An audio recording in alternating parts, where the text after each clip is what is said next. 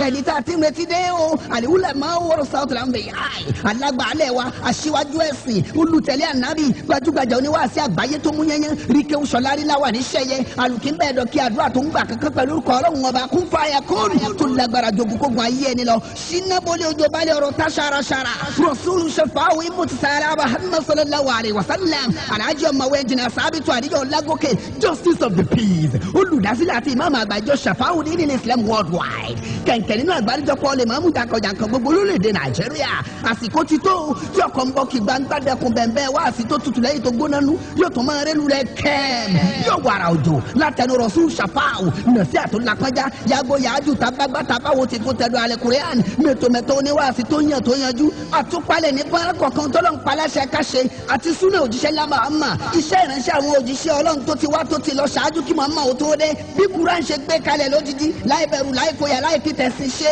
láì ṣègbè lẹ́yìn ẹnìkan wàláwù kánà kó jẹ́ olórí tàbí ọmọ ẹ̀yìn láwùjọ pàtì ẹ̀ka dání lóró yé ṣe bí àgbọ̀dún náà rọ̀ fẹ́ni tó ń ṣe rere kó lè tẹ̀síwájú kẹ́ni ayé pọ́n lójú ó lè padà wá dẹni ayé yẹ sí kálàáfíà òjọba kárí ayé agbára tó ń wo ni sàn lọ́fẹ̀ẹ́ nínú ìjọ ṣàfáwùdín ìlòdì sí alákatakítí ẹ̀sìn kagbọ́ra ẹni yé káfà pẹ̀rẹ̀ rere lélẹ̀ ẹ mọ̀ mi kẹ́ tó sinmi lọ́lọ́run wí o wà jáde náà sòrò rà ó yá ká tẹ̀lé àfinimọ̀nà ọ̀la rọ̀ṣùn ṣàfáwù alájọ ọmọwé jìnnà sábìtù àdìyọ̀ lágòkè kájọlá ṣẹkẹrẹ gbẹdùn ìmọ̀ àtàgbára gbàgbára tọ́lọ̀ ń gbọ́lẹ̀ fún sábìtù lẹ́yìn ètò yìí ká dẹni ọ̀tún pẹ̀lú ìkẹ́ tó kún rẹ́rẹ́ àtọ́là tó pọ̀ ó yá o bisimilayi rasul. La ilaha illallah, la ilaha illallah, la ilaha illallah langala Muhammadu Rasulullah al-Qur'ani kalamullah. La ilaha illallah, la ilaha illallah, ala Muhammadu Rasulullah al-Qur'ani kalamullah. أعوذ بالله من الشيطان الرجيم بسم الله الرحمن الرحيم في بيوت أذن له أن ترفع ويذكر فيها اسمه يسبح له فيها بالغدو والآصال. In the name of Allah, the beneficent, the merciful. The Holy Quran, chapter 24, verse 36. Lit is such a light in the houses, which Allah hath permitted to be raised to honor, for the celebration in them of His name. In them is He glorified in the mornings and in the evenings. Again and again, the word of God is the truth. Allahu Akbar. Ní orúkọ Ọlọ́run àjọkẹ́ ayé àṣàkẹ́ ọ̀run, nínú àwọn ilé tí Ọlọ́run yọ̀ǹda pé kí ẹ máa gbé orúkọ òun ga nínú rẹ̀, kí wọ́n sì máa ṣe ìrántí òun nínú rẹ̀, kí wọ́n sì máa ṣe àfọ̀mọ́ fún un nínú rẹ̀ ní àárọ̀ àti ní àṣálẹ́, òdodo ni ọ̀rọ̀ Ọlọ́run. Allahu Akbar. Ẹ jẹ́ a dúpẹ́ lọ́dọ̀ Ọlọ́run. Alhamdulillah. Realize yourself as an expected instrument of light of God. Tó o bá ti ríra rẹ bí fìtílà Ọlọ́run, ọwọ́ ayé wa waste ni. Because àwọn kan ló sáà wúlò fún ìjọ tí bá wọn lóyún ẹ kì í ṣe yọ ẹnìkan ló dóyún ní ìyá méjì ni. Nígbà tó wà ayé tí ẹ ń bí ọ kì í ṣe ìwọ àtẹnitẹ́jọ́ di oyún pọ̀ lẹ́jọ́ jókòó tẹ́jọ́ ń sọ pé máa bọ̀. Àwọn kan maybe the midwife and the attendant ìní ẹgbẹ̀bí rẹ̀. So ti di pé kò sí bí gbogbo ń tẹ̀dá sọ pé òun jẹ́ láyé. There are some helping hands tó jẹ́ kó ọmọ jẹ́ ń tọ́ ń jẹ́. Allahu Akbar. Bó owó sì wá wà láyé tó wà nífẹ̀ẹ́ wúlò fọmọ ẹlòmíì. Bíbélì sọ ń bì kan ó ní ẹ̀yin ni iyọ̀ ayé ẹ mọ̀jẹ́ yọ yóò dòbu bí ọba ti dòbu kò ní láárí mọ́ ó di àtẹ̀mọ́lẹ̀ fẹ́ranko. Allahu Akbar. Ìwọ náà máa wo ẹni tí ò bá dìfẹ́lọ́pù ara rẹ̀ ó bí wọ́n ṣe ń gba ọ́n bọ́ọ̀lù káàkiri. Kí ni ń bẹ lára ẹni tó pè lọ́gàá ilé iṣẹ́ tí ò sí lára àwọn tó jẹ́ mẹ́sẹ́jà? sótó yẹ ká fi ronú ònìyẹn ìwọ tún gan ẹ̀jẹ̀ rẹ lè dáa ju ti general manager gan lọ o tún lè taagun jù lọ gan ṣùgbọ́n o develop ara rẹ so ti rí báyìí compare the two you are both human beings you must develop yourself spiritually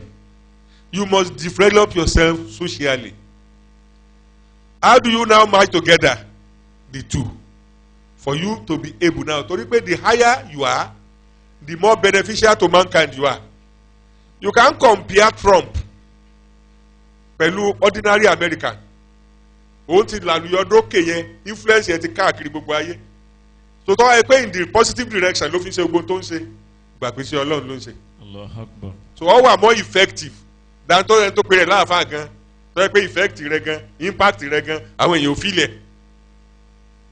àwọn nǹkan wọ̀nyí ni ẹ jẹ́ á ronú sí níta bá dẹ̀ miss ó yẹ ká mọ̀ wípé bẹ́ẹ̀nìyàn ò lówó bá bímọ tó lówó kò sí ní tó tún fẹ́ kó ló tún fẹ́ ṣe so if you miss a target or a goal mọ́tò jẹ́ yẹn ó repeat ara rẹ̀ lórí ọmọ tó bí ẹni tí ó kàwé tí ìwé sì wù ńgbà ọba bímọ ó make sure ọmọ yẹn kà débi tó nítumọ̀ ni that's an example ẹni tó yẹ pé kò lọ opportunities iṣẹ́ nǹkan ńgbà ọba bímọ ó make sure pé ó help ẹ̀ débi pé ògóńgó so ọ̀nà téèyàn ń gbà mú nǹkan gbà ó nìyẹn what we are saying about this is this bíbélì ní ẹ̀yin nìmọ́lẹ̀ ayé ẹ má jẹ́ kí ìmọ́lẹ̀ yín ọwọ́ kòkò ẹnìkan kì í tan ìmọ́lẹ̀ tán kẹ́ ẹ wá gbé sí abẹ́ pẹpẹ ó ní no ẹ gbé sí ibi tí ó ti wúlò fún gbogbo ènìyàn ó ní so if you develop yourself aright you become a benefit to all and that is a fulfilled desire of why you come onto this earth so ìyẹn ni kò jẹ́ fókọ́sì wa tá a bá ní àwọn pírẹsidẹ́ǹtì gbogbo àyín tẹ́ ẹ lẹ́jọ́ lóṣèlú tẹ́ ẹ jẹ́ gbogbo tẹ́ ẹ lẹ́jẹ́ yìí tẹ́ ẹ bá fìyẹn sọ́kàn ẹ mọ̀ wípé democracy is about people it's about developing them it's about giving them freedom on earth so to be able to serve as expected so gbogbo àwọn nǹkan wọ̀nyí iná ní ká ẹ jẹ́ wá wò àyá Kùránì yìí ó wà in tandem pẹ̀lú 1 Corinthians 3 verse 16 to 17 Quran 24 verse 36 ní fòbóyú tí a sì rán láwọn torí fàáhà wàyòsíkàrà fi yá ìsèmó yusabi ọ̀làhùn fi yá bẹ́gòdò wálé àṣà nínú àwọn ilé lọ́lọ́run ọba yọ̀ ọ̀dá pé kẹ́ ẹ máa gbé orúkọ Ọlọ́run ga nínú rẹ̀ kẹ́ ẹ máa rántí Ọlọ́run nínú rẹ̀ kẹ́ ẹ sì máa ṣe àfọ̀mọ́ fún Ọlọ́run nínú rẹ̀ ẹni tí bá ń ṣe nǹkan mẹ́tẹ̀ẹ̀ta yìí tó jẹ́ pé àgọ́ ara rẹ̀ ò ń ṣe tàbí inú ilé ìsìn tó jẹ́ pé nǹkan mẹ́tẹ̀ẹ̀ta yìí kọ̀ wọ́n ń bẹ̀ níbo lèṣù ti fẹ́ ráyè máa jọba àyà nínú ọkàn rẹ̀ èṣù ò lè ráyè nínú irú ọkàn tí ó bá gbàdúrà bẹ́ẹ̀ ìyẹn ni Bíbélì fi wá sọ wípé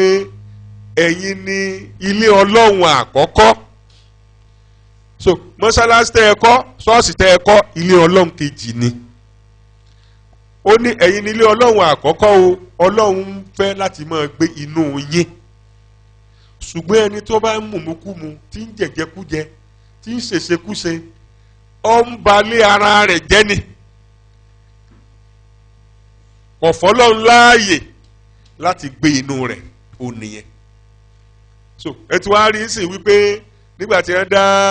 NDLEA sílẹ̀ tí wọ́n dá NAFDAC sílẹ̀ tí wọ́n dá gbogbo nǹkan sílẹ̀ ká mọ̀ bá ṣe ra wa léṣe náà ni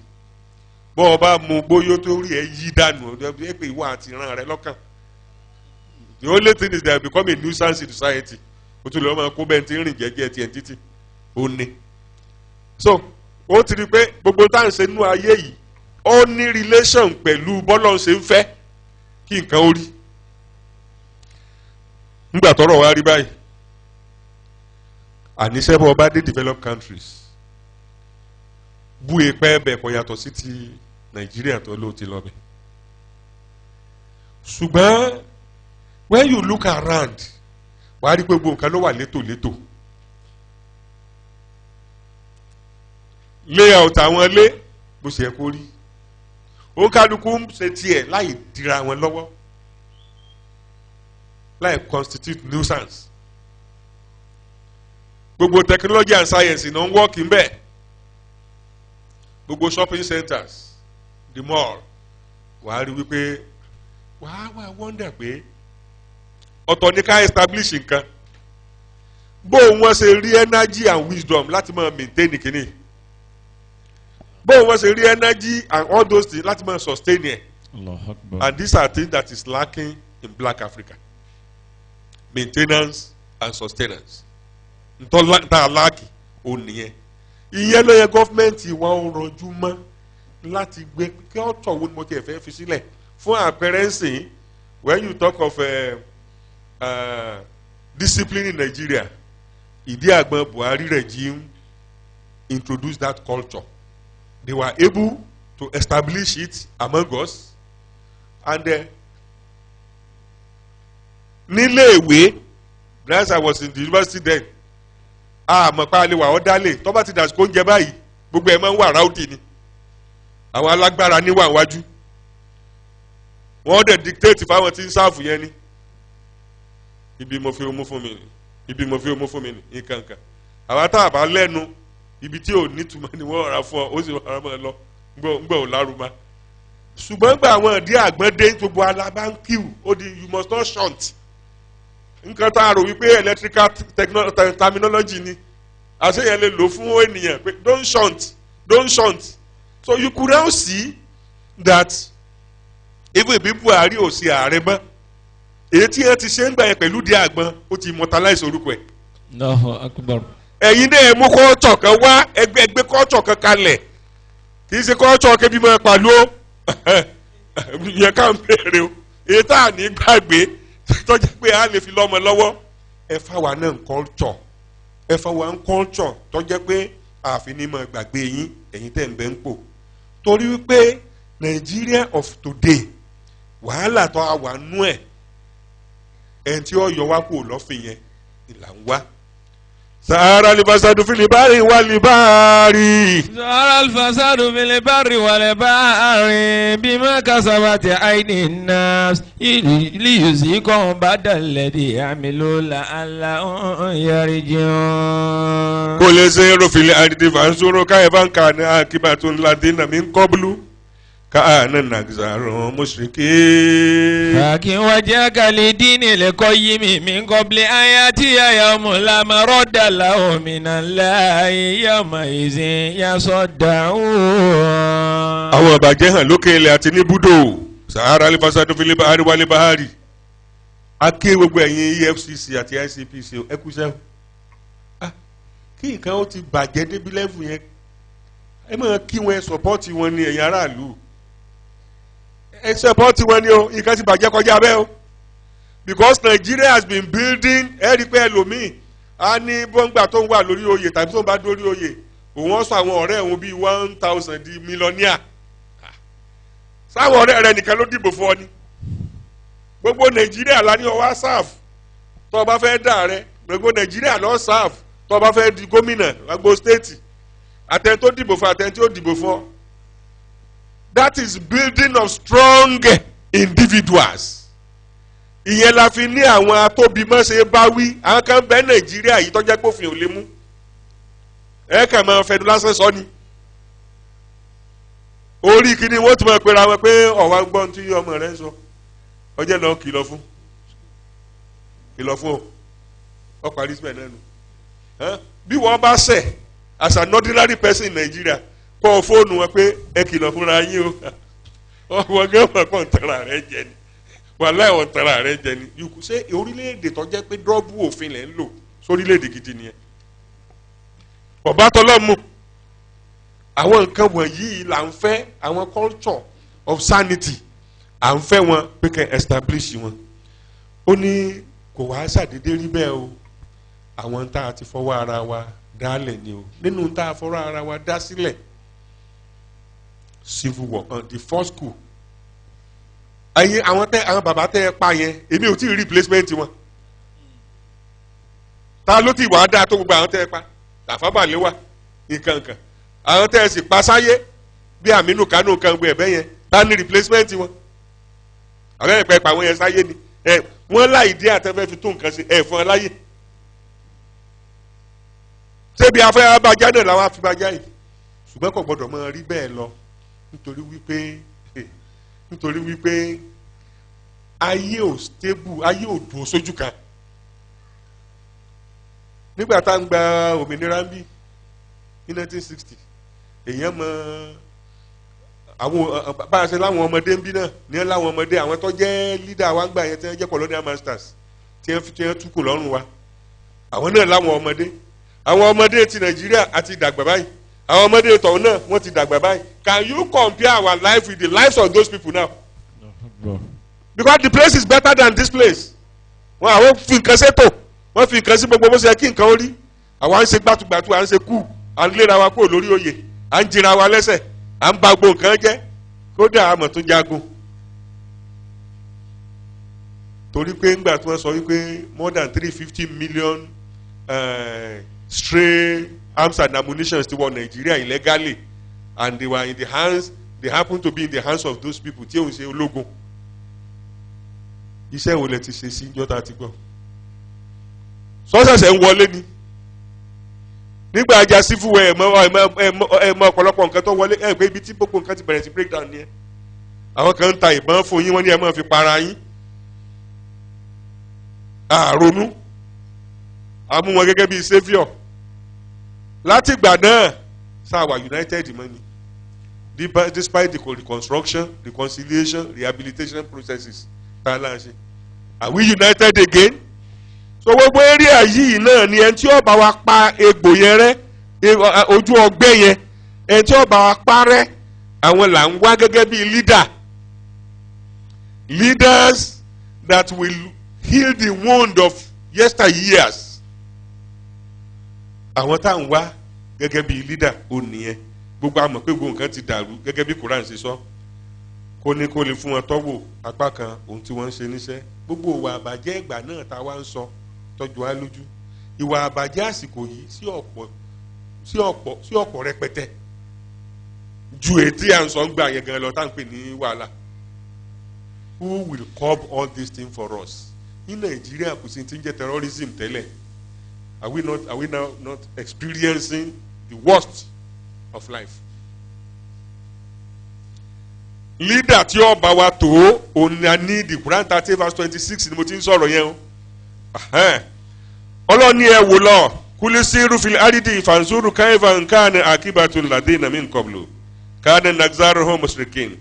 sọ pé ẹ̀rìn lórí ilẹ̀ nígbà náà kí ẹ wòye àtúbọ̀tán àwọn ẹni tí ó ti ṣíwájú báwo ló ti jẹ́ tọ́pọ̀lọpọ̀ wọn jẹ́ ẹni tí ń da nǹkan pọ̀ mọ́ Ọlọ́run ìdá nǹkan pọ̀ mọ́ Ọlọ́run ni pé kéèyàn ó ṣe tọ́lọ́ ní kéèyàn má ṣe ogun tá a jà tí ọ̀tọ̀ lọ́run lọ́rùn fratricidal war ni wọ́n ń pè é káwọn ọmọ bàbá ọmọ ìyá ọmọ gbógun tira ọmọ tàjẹ́ ara wọn sílẹ̀ só lè tọ́ lọ́run lọ́rùn ni sáà tí wàá dénú ọgbọ́n ọ̀dájú báyìí sí sáà dájú báyìí tẹ́lẹ̀ Nàìjíríà ni èpè lẹ́yìn àbọ̀dé ogun náà ládájú àbọ̀dé ogun ládájú àdájú báyìí tẹ́lẹ̀ who will heal the wound ìyẹn là ń wá kiri kì í ṣe pé tó máa cause further divisions. so ti rí báyìí kéèyàn da nǹkan pọ̀ mọ́ Ọlọ́run kì í ṣe pé ká máa mú ọṣẹ dúdú ká gún mọ́ àlejò omi nǹkan gbogbo ìtẹ́ ń ṣe kéèké ní nínú kéèyàn da nǹkan pọ̀ mọ́ Ọlọ́run. kéèyàn ọmọ kọ́ máa dalẹ̀ ara rẹ̀ rúgẹ́ ìdáǹpọ̀ mọ́ Ọlọ́run ni Ọlọ́run ní píìsì lòún wá ìwọ ń ṣe ìmọ̀dàrú so ò tí ì da nǹkan pọ̀ mọ́ Ọlọ́run bá. àfi ká gbọ́ràn ẹ jẹ́ ká máa gbọ́ràn o sọlọ́hún lẹ́nu o. sọlọ́hún lẹ́nu ẹ jẹ́ ká máa gbọ́rọ̀ sọlọ́hún lẹ́nu. ẹ méjàjà bí lámọ́ ò ní ilé ayé. ẹ jẹ́ ká máa gbọ́rọ̀ sọlọ́hún lẹ́nu. ẹ má ṣe kówó jẹ mọ́ ní ilé ayé. ẹ jẹ́ ká máa gbọ́rọ̀ sọlọ́hún lẹ́nu. ìdàgbàsókè ló jájú nínú ayé ẹ̀dá ẹ jẹ́ ká máa gbọ́ràn sọlọ́hún lẹ́nu. Ya Dáúdù إنا جعلناك خليفة في الأرض فاحكم بين الناس بالحق ولا تتبع الهوى فيضلك عن سبيل الله إن الذين يضلون عن سبيل الله لهم عذاب شديد بما نسوا يوم الحساب. Ìrẹ́ ànábì Dáúdà, dájúdájú àwa ti fi ọ́ ṣe àrólé lórí ilẹ̀ nítorí náà. ẹni tó bá fẹ́ jẹ́ olórí local government, ọba ni ọ́, olórí ẹ̀sìn ni ọ́, state governor, Mr. President,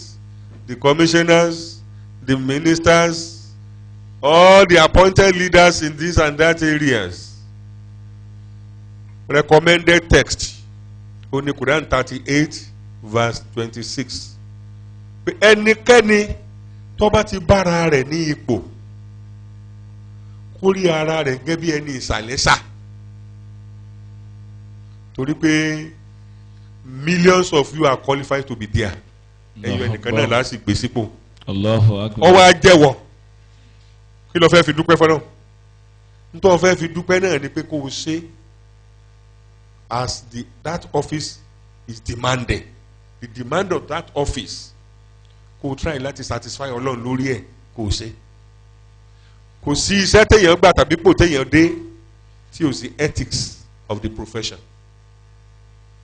and you will swear to the oath of office. Tá a bá wá kú lè tẹ̀lé ẹ rí i pé Nàìjíríà yóò bẹ̀rẹ̀ sí í tòrò bó ti tó àti bó ṣe yẹ ni. Ó lẹ́ni bá ti bára rẹ̀ nípò kó gbà pé òun sojú fọlọ́run ọba ni. So if you have a direct link pẹ̀lú Ọlọ́run ó túmọ̀ sí pé láti rí pé òun ṣe gan Ọlọ́run yìí náà ló pè tí ọmọ bọ́ ṣe. Jẹ́ ìfúnra mi ṣe àpẹẹrẹ nígbà tí mò ń du ipò kan, ipò ayé ni. Ní tí mo sọ fọ́lọ́ náà ni pé inú àdúrà mi ni o. Wọ́n Ọlọ́run wọ́n jẹ́ ń gbà pa lára lórí bí mo ṣe ń du ipò yìí o. Ìpele kejì tí ipò yìí bá já sí mi lọ́wọ́ bá ń ṣe ni o, àṣeyọrí lèmi ń fẹ́ o. Ìpele kẹta tó o bá mọ̀ wípé ipò yìí apá mi ò ní ká lọ́nà tó fi jẹ́ wípé nítumọ̀ wá kọlu iṣẹ́ ìránṣẹ́ rẹ tàbí bí wọ́n lọ́n ṣe ń fẹ́ mọ̀jẹ̀ ọ̀ bọ́ sí. Ó ṣe kínní ó ṣe kejì wàhálà ó tún ṣe kẹta náà. Allahu Akbar. Nígbà tó o bá wà dupò nípa pé owó tó o fẹ́ rí ń bẹ nìkan tó o ronú ìwọ máa wo Sùlẹ́mánà. Alayhi salatu wassalam. Ó ní wọ Ọlọ́run fún mi ní ìmọ̀, fún mi ní ọgbọ́n, fún mi lóye tó yè kórókó, not just òye. Lọ́lọ́run wá ń bi wípé kí ló wàá fi gbogbo tó ṣe. Ó ní ta ni ẹni náà tí yóò wá lé láṣeyọrí níwájú àwọn ènìyàn tó kó fún mi pé máa ṣe ìjọba lé lórí. Ìyẹn ló interest Ọlọ́run ọba o pé ó wà vengeful ó béèrè ẹ̀mí ọ̀tá bàbá rẹ̀ bọ́n ó ṣe tọ́jú àwọn ènìyàn tí mo kó fún ọ lọ́wọ́ á jẹ ọ́ lógún nítorí náà mo pinnu lórí rẹ̀. Ìmọ̀ onítùmọ̀ àfi bí ọ̀rọ̀ bá pẹ̀lú ẹ̀ mo taari ọ̀rọ̀ sí. Allahu Akbar. Ọgbọ́n onítùmọ̀ àfi bọ́ ọba jọ lọ́rọ̀ o mo taari ọ̀rọ̀ sí. Òye tó yẹ koríko tó ń sọ àdálẹ́nu tálíkà igbó wọn ò fi sá mo taari ọ̀rọ̀ sí. Ọ̀rọ̀ tí mo wá taari sí mẹ́tẹ̀ẹ̀ta yìí ní dá ẹnìkan kan lọ́rùú ọlá bẹ́ẹ̀ mọ́. Allahu Akbar. Àdẹ́nìkan bẹ́ẹ̀ rí. Allahu Akbar. Sùlẹ́mánà tọ́jọ́ ọmọ Dáúdà nù o. Ó rí pé Dáúdà fi pèlè lélẹ̀ ó fi lélẹ̀ ó tún wá ran ọmọ rẹ̀. Torí pé Dáúdà mọ̀ọ́mọ̀ fira rẹ̀ sílẹ̀ pé ìwọ Ọlọ́run mò ń sojú rẹ̀ nú òpó yìí ni o. Ìyẹn ló transfer tó fi jẹ́ pé ọmọ tó jẹ́ pé òun ò lè súnmọ́ Ọlọ́run tí ó sì láṣeyọrí lọ́wọ́ á bí.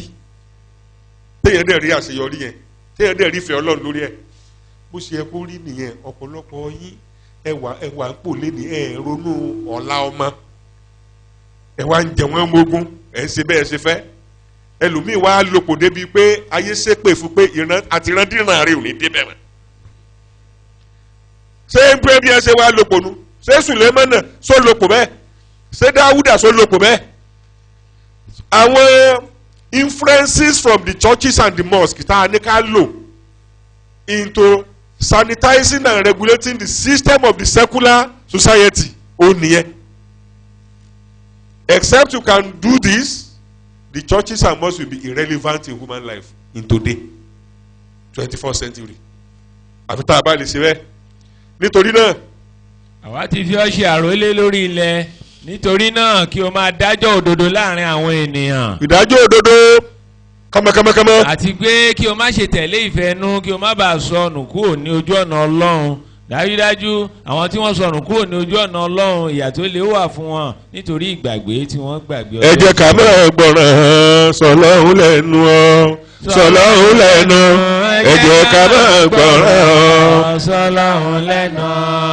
wọ́n ti jíṣẹ́ fún wa o ó dáa ká gbọ́ ká gbà torí pé ó ṣe iyebíye púpọ̀ kọ́lọ́ mọ̀ṣẹ́ wa ládọ́run mòótọ́ pẹ̀tẹ̀pẹ̀tẹ̀ tọrọ Ọlọ́run tó sọ̀kalẹ̀ lónìí náà ní pọ̀pá ẹni ó bá taba ọlọ́tún bẹ́ẹ̀ ṣe ni o Shafauddin Islam worldwide alòdì sí irọ́ pípa àbòsí ṣíṣe ojúṣàájú ìmọ̀tara ẹni nìkan ẹlẹ́yàmẹ̀yà alákatakítí ẹ̀sìn àtàwọn tọ́lọ́ ń kọ̀ láàrin ara wa síra wa ìfẹ́ òtítọ́ àti ìbágbépọ̀ lálàáfíà ló jẹ wá lógún o tẹ́ ẹ bá ní béèrè lórí ètò tòní bí ìtẹ̀síwájú ètò yìí bá wù yín lọ́kàn tẹ́ ẹ sì fẹ́ dá sí tọ́lọ́ ń kún àlọ́wọ́ àbí ẹ fẹ́ da kásẹ̀tì ètò tòní fún ìmọ̀dòye ọ̀rọ̀ Ọlọ́run ọba tààlà ó sì jẹ́ wípé ìrànlọ́wọ́ kún fáyà kún mọ́dìbàjẹ́ àdúrà tó ń gbà kankan lẹ́yìn fẹ́ǹtì yín kò ní ná yín lówó rárá o ọ̀fẹ́ ní gbogbo ìwòsàn ìdáǹdè ọ̀nà àbáyọ àti àṣeyọrí ní gbogbo àdáwọlé báyìí ni Ọlọ́run pa wá láṣẹ rẹ̀ nínú ìjọ Shafauddin tẹ́ ẹ bá rẹni kẹ́ni tàbí ìjọkíjọ tó ń forúkọ Shafauddin gba owó tàbí nǹkan mi lọ́wọ́ èèyàn kì í sọmọ ìjọ tí a o ọ̀lẹ́ni ẹ̀fìlágbófinró lọ. ẹ̀yin darapọ̀ mọ́ ìjọ Shafauddin tó ń bẹ nítòsí yín pẹ̀lú àníyàn dáadáa kẹ́rí ọ̀nà ìyanu tọ́lọ́hún gbà dá wa lóyìn béèrè wa gbogbo nírọ̀rùn lẹ́yẹ òsọ́kà ẹ sì lè kàn sí wa ní headquarters wa Shafauddin Central Mosque and Islamic Center for Spiritual Awareness International tó wà ní mọ́fìkúyọ̀mí school àwákájáyé ìwúrò òde Ìbàdàn UI Post Office Box 20230 Ìbàdàn email address rasulshafau@yahoo.com fún gbogbo ẹ̀ka wa tó wà lókè òkun Shafauddin ní London ló kó wọn sòdí o bẹ́ẹ̀ ṣe máa bá wa pàdé ní lórí ètò yìí lákòókò kan náà lọ́sẹ̀ tó ń bọ̀ Shafau láàlágbára wa ẹ gbà bẹ́ẹ̀.